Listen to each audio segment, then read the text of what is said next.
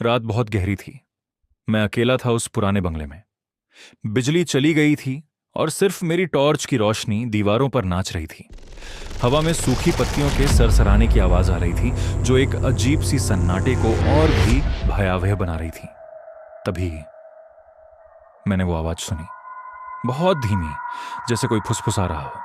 पहले मुझे लगा कि यह हवा की आवाज है या शायद कोई जानवर, लेकिन ये आवाज लगातार आ रही थी और ये मेरे कानों के बहुत करीब थी। फिर मैंने दीवारों पर खरोंचने की धीमी, लगातार आवाज सुनी। ये आवाज किसी नुकीली चीज से आ रही थी, जैसे कोई नाखून या कोई धातु का किनारा। टॉर्च की रोशनी में दीवारों पर अजीबोगरीब छायाएं बन रही थीं, जो किसी विकृत आकार की तरह लग रही थीं। अचानक एक पुरानी धूल भरी कुर्सी कमरे के बीच में धीरे धीरे हिलने लगी, जैसे उस पर कोई अदृश्य शक्ति बैठी हो। खरोंचने की आवाज तेज हो गई और अब वह मेरे ठीक पीछे से आ रही थी। मैं मुड़ा और मेरी टॉर्च की रोशनी एक कोने की तरफ गई, जहां एक भारी पुराना संदूक रखा था।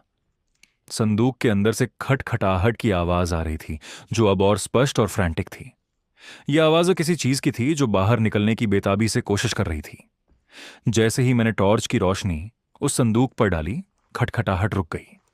एक पल के लिए सब शांत हो गया और फिर संदूक का भारी लकड़ी का ढक्कन धीरे धीरे अपने आप थोड़ा सा खुला। मैंने देखा, अंदर कुछ था, कुछ काला चिपचिपा जो आकारहीन लग रहा था, और उस कालेपन के बीच मुझे दो खाली गड्ढे दिखाई दिए जो मुझे ही घूर रहे थे। और उसी पल मेरी टॉर्च की रोशनी अचानक बुझ गई। अंधेरे में केवल मेरी एक चीख गूंज उठी और फिर सब शांत हो गया।